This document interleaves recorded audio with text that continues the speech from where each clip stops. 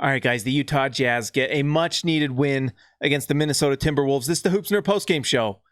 I was not excited about this game tonight because last game we played the Minnesota Timberwolves, it didn't go well. And Karl-Anthony Towns went off. And then this game, you're in Minnesota, and you've got Andrew Wiggins back, and it just doesn't look very good. And the Jazz came out with a win. First things first, we've got to talk about some things about Minnesota. They are much better than they were last year. They're doing things that are just more impressive. They're taking more shots. I think the big thing with the Minnesota Timberwolves is just Andrew Wiggins' play, and you saw it tonight where he just seems to be playing a smarter game. He goes to the rim, he shoots threes. Tonight, his three-point shot wasn't falling. Let's see, Andrew Wiggins, 34 minutes, 22 points, 1 for 10 from three. So that was a big part of the Jazz being able to get this win tonight, is because Wiggins couldn't hit that three.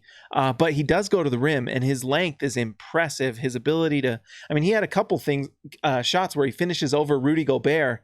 Impressive stuff. So Andrew Wiggins has figured a lot of things out, and you just kind of hope that for the rest of the season he can do it. Karl-Anthony Towns, I don't care for him, his face, his personality, his demeanor, any of it, his whining, but he's a really good player, and his shooting is just out of this world. His three-point shot, he's arguably the best three-point shooter in the league right now. Tonight, Karl-Anthony Towns, 4 for 7 from three, 57%. He hits it looks like a layup at times for him. So such an impressive shooter. And you know what's funny is 4 for 7 from three for Towns, and I felt like Rudy did a pretty good job guarding him.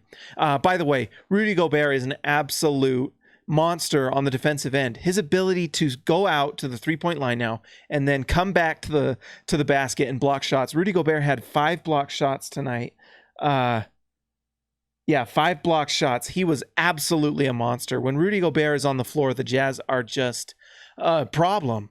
The problem with Utah right now is that when Rudy Gobert's off the floor, they are terrible. That happened tonight. Emmanuel Mudiay did not have a good game. He was a minus 24 for the game, but not a lot of other players were that great. Minus 16 Dante Exum, minus 10 George Niang, minus 13 Joe Ingles, which is weird because Joe Ingles is usually plus minus all-star. I haven't liked what I've seen out of Mudiay the last few games. It's a lot of bad defense.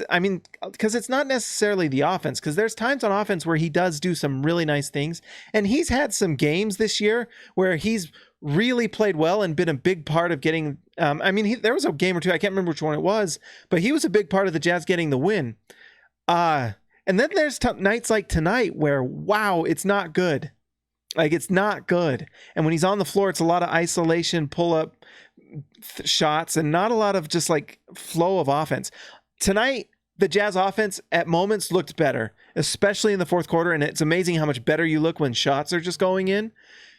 But I think really the biggest problem for Utah is when that second unit is on the floor, this offense just has no idea what to do. It's just so disjointed for the second unit. And I think the talent's there with the second unit. They're playing, pretty well in terms, just individually. You can argue that there's been moments where Emmanuel Mudiay individually has played pretty well. Even Tony Bradley. I know he hasn't played the last few games because he's basically played himself off the floor. But Jeff Green had a nice night tonight. He just had some nice moments where he hit some big shots. I like that one play where he goes down the whole length of the court and just scores a bucket at the rim. I love that stuff. Jeff Green in transition is great. But in the scheme of the offense, it's just not working.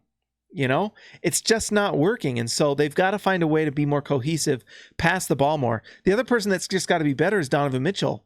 Donovan Mitchell had a better game tonight. He hit some his 3-point percentage was fantastic tonight because he was shooting those pull-up threes, and that's just phenomenal. When Donovan gets that pull-up three, it's almost automatic. 5 for 10 tonight, but 9 for 24 from the field. And I think one of the things that's going to be better, and that Donovan will get better, and he's been doing it for the most part this year, it's just the last 2 nights he's kind of had some skids, is that he needs to facilitate more. He's a great passer.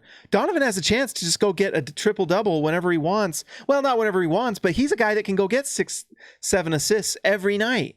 And relatively easily with this team and this shooting around him, Donovan can do that.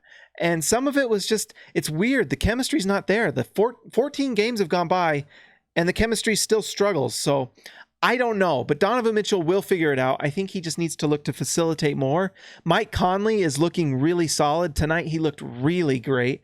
I don't even know what his numbers are. Let's see, 6 for 12 from the field, 2 for 4 from 3. You know, the eye test works, but he was just facilitating, and everyone was better with him on the floor. Tonight, Mike Conley also had 8 assists. He had 1 steal. Let's see, 2 fouls. And 0 turnovers. Mike Conley was the reason they won tonight. He was phenomenal. On top of that, Rudy Gobert. And you know who else? Bojan Bogdanovic scores 30 points. It's the quietest 30 points you'll ever hear, but he was just a fantastic plus 38 for the game. The Jazz need to figure it out. I think that second unit is just like a big giant question mark right now. But once they get those things, more chemistry, more time, more flow, figure things out, the Jazz will be the team we expected them to be. I have hope again after tonight. I have hope. Say what you want in the comments, guys. I like reading them, except for when you say things like, go to hell, James Henson, I don't know. No, don't say things like that. I don't like it. But you could also make a nice comment and talk to each other. Or sometimes I'll reply if I like what you say. But be nice. Also, guys, on SLC Dunk, make sure that you rate and review. We appreciate it. Me and Milo. And guess what? We've got more SLC Punts podcasts coming out. So make sure to go to SLC Dunk Podcast, subscribe to the Hoops Nerd YouTube channel. I will talk to you later.